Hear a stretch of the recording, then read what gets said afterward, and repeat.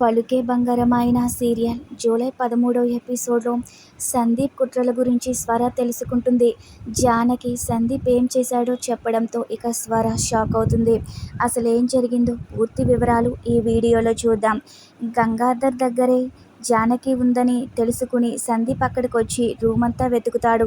జానకి కనపడకుండా దాక్కుంటుంది. ఇక గంగాధర్ సందీప్ని వెళ్ళిపోమంటే నీ చావు నా చేతిలోనే ఉందని సందీప్ బెదిరిస్తాడు. ఇక అక్కడి నుంచి కోపంగా వెళ్ళిపోతాడు. అందరి లెక్కలు సరిచేస్తానంటూ వెళ్ళిపోతాడు. ఇక ఇలా సందీప్ వెళ్ళగానే గంగాధర్ నాకు తెలుసురా తాళం వేసినా నువ్వు వస్తావని, అందుకే నా జాగ్రత్తల్లో నేనున్నానని అనుకుంటూ ఉంటాడు. బయటికి వెళ్ళిన సందీప్ అయితే ఖాళీ చేతులతో వెళ్తాను అనుకున్నావా, నీ ఫోన్ నేను కొట్టేశాను, నా గురించి సేకరించిన ఆధారాలు సాక్ష్యాలు అన్నీ ఈ ఫోన్లోనే ఉండుంటాయిగా, ఈ ఫోన్ ముక్కలు ముక్కలు చేసి ఆధారాలు లేకుండా చేస్తానని సందీప్ తన మనసులో అనుకుంటాడు. ఇక గంగాధర్ దగ్గరికి శివ హాసిని వస్తారు. పోలీస్ స్టేషన్కి వెళ్ళి డీసీపీని అరెస్ట్ చేయిస్తాం, ఆధారాలు ఉన్నాయి కదా అని హాసిని అంటూ ఉంటే హాసినిని జానకిని తీసుకుని పోలీస్ స్టేషన్కి నేనొస్తాను, నువ్వు మాత్రం సందీప్ దగ్గరికి వెళ్ళి సందీప్ని తీసుకురా అని శివతో గంగాధర్ అంటాడు. నేను సందీప్ దగ్గరికి వెళ్ళడం ఏంటి, అందరూ స్టేషన్కే వెళ్దాం అని శివ అంటాడు. సందీప్ నిన్ను చాలా ఇబ్బందులు పెట్టాడు కదా, హాసినిని టార్చర్ పెట్టాడు, మీ కుటుంబాన్ని బాధ పెట్టాడు, అతన్ని అంత సులువుగా అరెస్ట్ చేయలేము, నీకు మంచి అవకాశం ఇస్తున్నాను, నీ పగ తీరాలంటే నువ్వే వెళ్ళి తీసుకురా, సందీప్ని దగ్గరుండి పోలీస్ స్టేషన్కి తీసుకురా, నిన్ను చాలాసార్లు బెదిరించుంటాడు, నీ పేదరికాన్ని కూడా కామెంట్ చేసుంటాడు, ఇవన్నీ ఎలా మర్చిపోయావు అని గంగాధర్ అంటాడు. ఇదే నీకు మంచి అవకాశం, వెళ్ళు అంటాడు గంగాధర్. వీటన్నిటికీ బదులు తీర్చుకో అని గంగాధర్ అంటాడు. ఇక శివ అయితే వీరెందుకు వెళ్ళమంటున్నారో నాకు అర్థమైందని వెళ్ళబోతూ ఉంటే హాసిని ఆపేస్తుంది. అక్కడికి వెళ్తే గొడవ అవుతుంది, వెళ్ళొద్దు అంటుంది హాసిని. నేనిప్పుడు వెళ్లాల్సిన అవసరం చాలా ఉందని శివ అంటాడు. ఈ పేదోడు ఆ ధనవంతుడి మీద ఇప్పుడు గెలుస్తాడని శివ అంటాడు. నేను కూడా నీతో పాటు వస్తాను అని హాసిని అంటే మీరిద్దరూ వెళ్ళండి, నేను జానకిని తీసుకుని వస్తానని గంగాధర్ అంటాడు.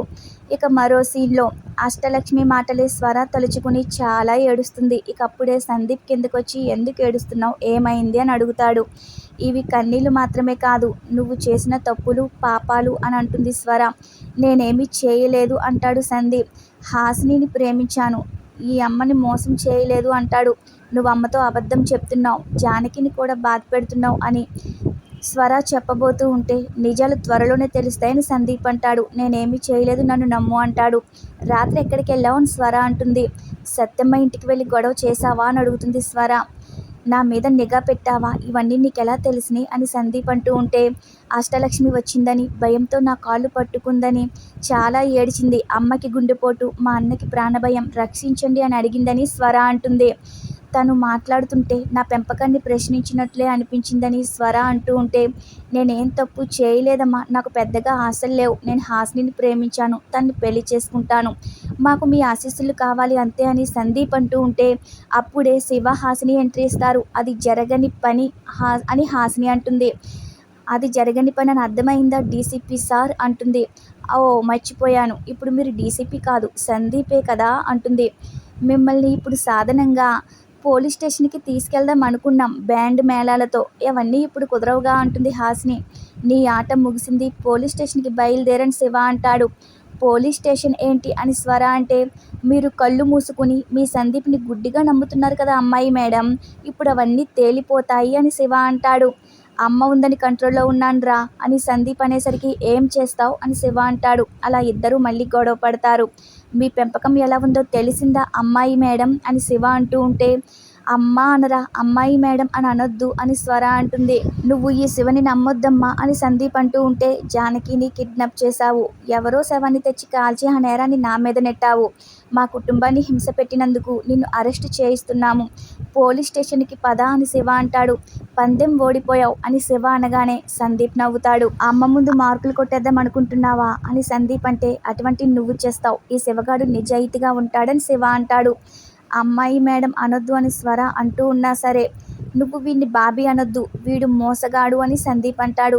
నాకు జానకి విషయంలో ఎలాంటి సంబంధం లేదు అంటాడు. అప్పుడే జానకి ఎంట్రీ ఇస్తుంది. అవునా డీసీపీ సార్ అంటుంది. జానకి దగ్గరికి రాగానే స్వర జానకితో ఎలా ఉన్నావు, ఇదంతా నిజంగా సందీపే చేశాడా అని అడుగుతూ ఉంటే జానకి మౌనంగా సందీప్ వైపు చూస్తుంది. ఇక స్వరకి మొత్తం అర్థమైపోతుంది. వీళ్ళందరూ కావాలనే అబద్ధాలు చెప్తున్నారని సందీప్ అనేసరికి ఇక జానకికి కోపం వచ్చి సందీప్ని లాగిపెట్టి కొడుతుంది. నన్ను ఎత్తుకెళ్ళి హింస పెట్టారు, మా బావని జైలుకి పంపించాలని చూశారు, చివరికి నన్ను చంపాలని కూడా ప్లాన్ చేశారని జానకి మొత్తం వివరంగా చెప్తుంది. ఇక స్వరకి చాలా కోపం వస్తుంది. మీరు కూడా పోలీస్ స్టేషన్కి రండి మేడం, జానకి ఏం చెప్పిందో వినండి, మీ సుపుత్ర ఘనకార్యాలు తెలుస్తాయని శివ స్వరతో అంటాడు. వీళ్ళందరూ కట్టుకథలు చెప్తున్నారని, నేనేమీ చేయలేదని సందీప్ అంటూ ఉంటే ఇక స్వర కూడా సందీప్ని కొడుతుంది. ఇక మరో సీన్లో జానకిని కిడ్నాప్ చేసిన మనిషి ఉంది కదా సేతులక్ష్మి, తనని దాసు పోలీస్ స్టేషన్లో సాక్ష్యం చెప్పడానికి ఆటోలో తీసుకొస్తూ ఉంటాడు. ఆ ఆటోలో సేతులక్ష్మి ప్రవర్తన చూసి ఆటో డ్రైవర్కి కూడా భయమేస్తుంది. నాకు డబ్బులు ఏమీ ఇవ్వనవసరం లేదు, మిమ్మల్ని ఎక్కడ కావాలో అక్కడ దింపేస్తానని ఆటో డ్రైవర్ అంటాడు. రేపటి ఎపిసోడ్లోని మరిన్ని ఆసక్తికర విశేషాల కోసం మన ఛానల్ని సబ్స్క్రైబ్ చేసుకుని మీ సపోర్ట్ మాకు అందించండి.